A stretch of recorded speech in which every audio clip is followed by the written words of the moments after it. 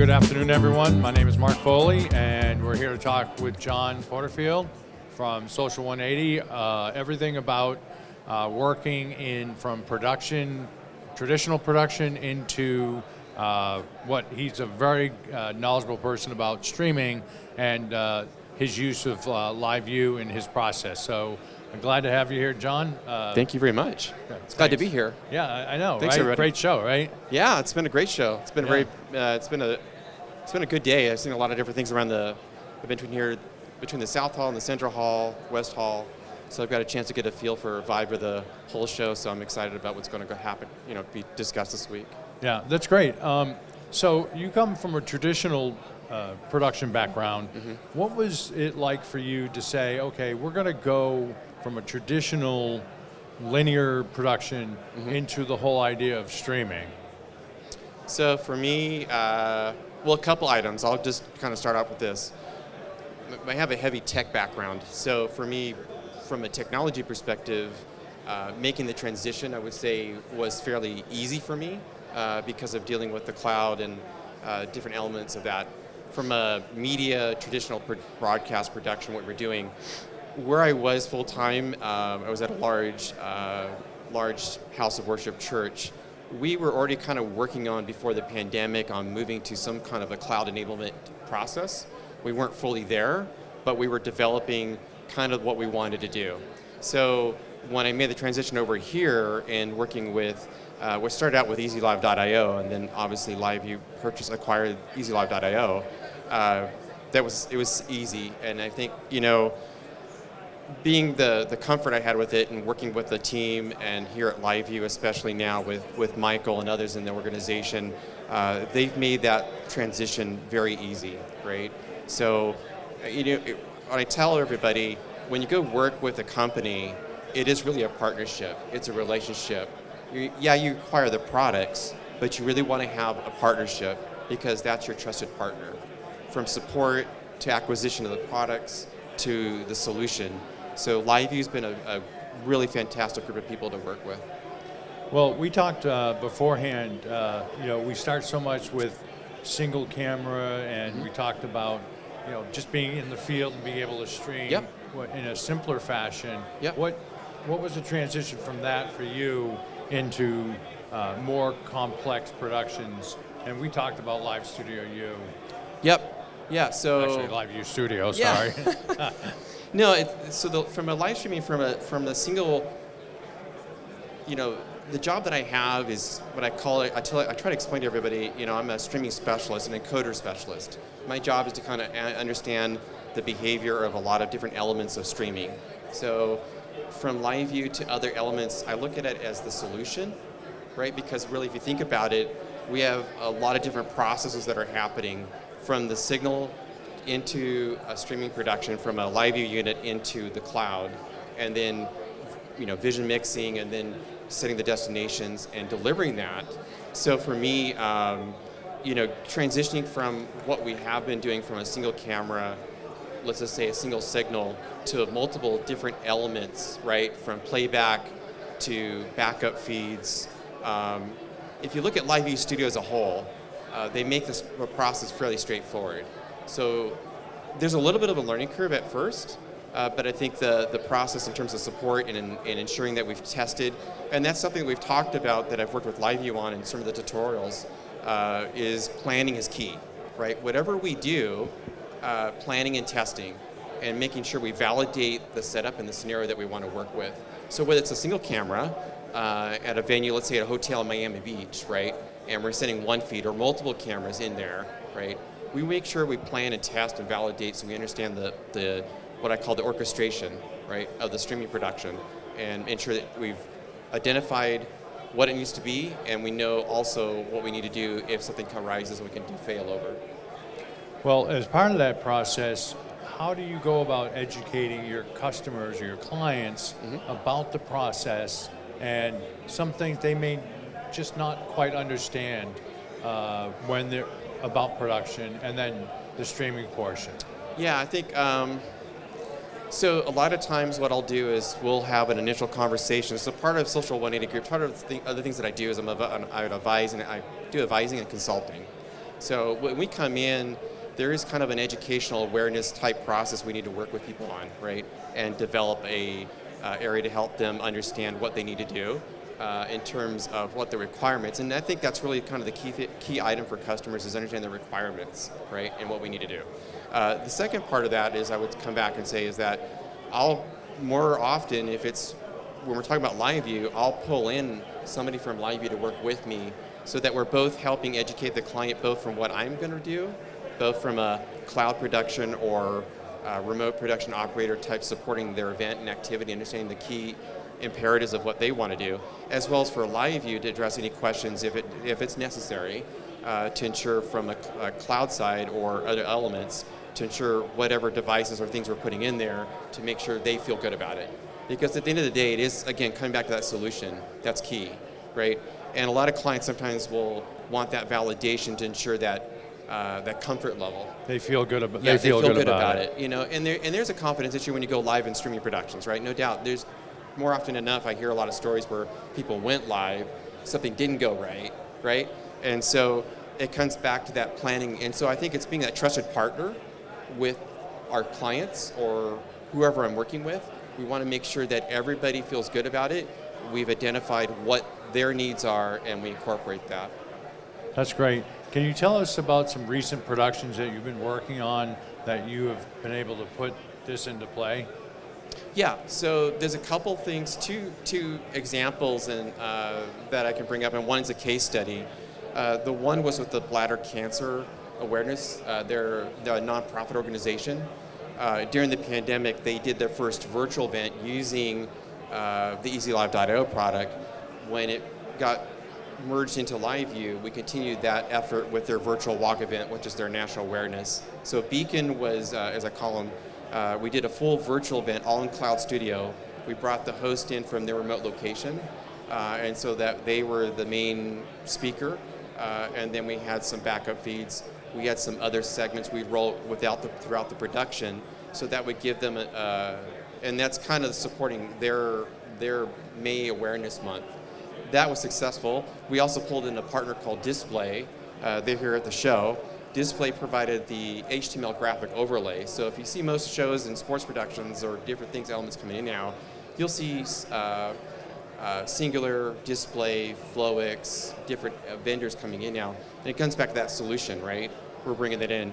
So that was really successful for them and what they needed to do. The second one that we worked on was with another organization that's, again, it's a nonprofit, but in the House of Worship space. So we've done 2 recent events with them, actually 3, but the first recent event was in Washington, D.C. last September. We took an LU300. We sent a live feed from the hotel into LiveU Studio, and then we produced that show, or I supported on that part of the element. We had graphic assets and everything there, and then that went into their specific, what we call OTT provider, right, which is then being delivered on Roku, Apple TV, and all the different set-top boxes. And we recently just also did it again in Nashville in February from Gaylord, where we took, again, in this instance, we took an LU800, a lightweight production setup.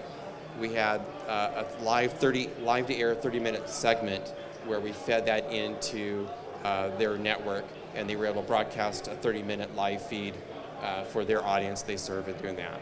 So. That sounds like some great work. Yeah. Tell me what some of the more technically challenging production that you've worked on in terms of the multiple ins and the multiple outs, and then the client deciding they want to add more outs, from using, from what their original plan was. Yeah, so the one production I did, going back a little bit now, they're going to maybe do it again. We did in December, was again another production in Miami. It was at a hotel, and it has a 2-camera setup, and they were taking that feed for a fashion show. We took those in there. Initially, the goal was to go to like Facebook and YouTube, the typical delivery things that you would normally see. So they had multiple different LiveU. In their instance, what they're using is LiveU Solos to go into LiveU Studio and do that for their particular production that's unique to them. But we had to make sure that the destinations, and the tricky part was when you do like a fashion show as an example, right? Because of copyright, right, the in-venue music that's being played, you've got to mask that so that everybody doesn't get, right, for copyright infringement on YouTube and some of the other platforms. So the tricky part was in that production is making sure that we, when the MC was done and somebody goes on the platform and walking, we're flipping to the background. And in LiveU Studio, you can totally do that, right? You can have some other content to play back and overlay that on top of the main audio coming from the venue so that we mask that so without getting any potential road issues. I think that was somewhat complicated. I think the DC event that I talked about was a little bit tricky. It was new for the client and what they were doing. It was a 2-day event. We had a lot of different moving parts to it because it's kind of like a press event. If you think about a press event, everybody takes a feed and sends that contribution into their unique production. And so we're working with different venues. So there was a lot of like, not last minute items, but things that we had to stay on top of, right? And that's the tricky part when doing those. And I think that from when I came out of what I did, because I did very large events in stadiums and we did up to 10 broadcasts a week. I was live streaming 10 times a week and doing live to air type and multi-site campuses. You kind of get ingrained, you kind of get conditioned to it. So, but you still have to make sure that you're doing your due diligence and making sure that we're doing things. And you learn from and if something fails, you learn from it, right? That's the key thing. Is the takeaway is if something doesn't go right, what went wrong and how do we fix it to ensure that doesn't happen again? So we also talked about quality of image versus quality of stream. Yep. Can we go into that a little bit of it? Because I think it's really important that people understand, what they're getting and what their expectations should be. Absolutely. In performance issues. Yep. So there's two parts. I'll go back to the bladder cancer awareness as one example, and I'll tie this into it. In LiveU Studio, as an example, there's two ways you can deliver the feeds right from a LiveU unit. You can do the normal LRT feed and create an input into LiveU Studio, and you'll get the better quality. But you have a little bit of a delay in terms of if you're doing something kind of where you have interaction, things like that. So in a guest setup and what we were doing with bladder cancer and some other projects, this is where another way of bringing a guest mode or guest view into LiveU Studio. You don't have the quality, but what you do have is the synchronization of audio and the sync of timing. When most people watch the news broadcast, you'll see that somebody joins and it's out of sync, right? And they're managing that. With LiveU Studio and the ability on the back end is they use a process called, I'm going to get technical just for a second, it's called WebRTC. So if you think of WebRTC providing that synchronization of being in real time, and so you don't have the quality, but what you do have, it's not, nothing's bad on the quality, but in terms of video-wise, it's just a little bit stepped down, but you have the quality in terms of audio and video and everything's in sync, and you don't have the delay. That's the big part, is the delay from when somebody asks a question and you wait a second and then they respond, right? And that's the beauty of LiveU Studio. A lot of flexibility. And when we think about the cloud, I think about elasticity. That's the key part of cloud technologies. It's not a matter of just saying it does this, that, and what have you. Cloud should really benefit your solution to have elasticity to, adjust as needed. And that's the beauty of LiveU Studio.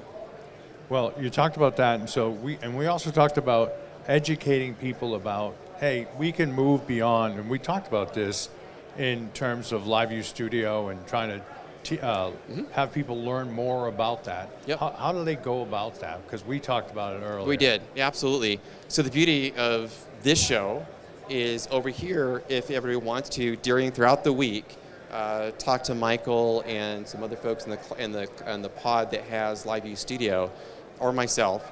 We'll be happy to talk to you about that. But the beauty is you can go over there, and Michael does a great job of, if you go over there, to walk you through the entire process of what LiveU Studio is, what you're able to do, give you some examples, some ideas. And I think that's kind of the goal here at NAB. We all come here with certain expectations, but the one expectation should be to learn, right? And to ask a lot of questions. And that's the nice part about here with LiveU in the booth is you can come here, ask as many questions as you want, and see where that fits. And a lot of times we'll say, it's all about trying to figure out what your digital reality needs to be in terms of creating the content, doing the production, and delivering on what you want to, end result. Yeah. So we know about that, people being here and being able to just, walk right over here. Yep. Talk to me about the tutorials and some of the things you've been working on. Yep. For people at home to share. Totally. So one of the projects I've worked on with LiveU is we have 3 tutorials that we've produced so far. Again, showing LiveU Studio how to go live in LiveU Studio, and then using an example of a press conference where you're producing the press conference, and now recently a new feature solution from LiveU called Audio Connect. If people are familiar with Unity, comms, a lot of people don't think comms are. They ask the question, why is comms important in terms of live streaming and production? It's important because we've got to communicate with the people that are helping run it, right? And we have to use different tools. So one of the tutorials we just recently completed was showing how you can use Audio Connect to have live comms and do your production and deliver on that. So those you can go to the LiveU website, and if you go under resources, under tutorials, you can then learn more about that. And I think, again, as it goes back to what we talked about earlier, you asked the question, it is about education. And it's about people learning to understand the potential and the ideas you can garner from that, and then figure out, and then obviously talk to LiveU and myself and others. Yeah, I think LiveU Studio is one of their, something that people should learn more about. Absolutely. Because it's such an evolutionary step Yep. Beyond, again, going back to the single camera, single unit in the field Yep. process. Yep. But I'd like to, at this point, open up the floor for questions for John, because he knows a lot more about things than I do.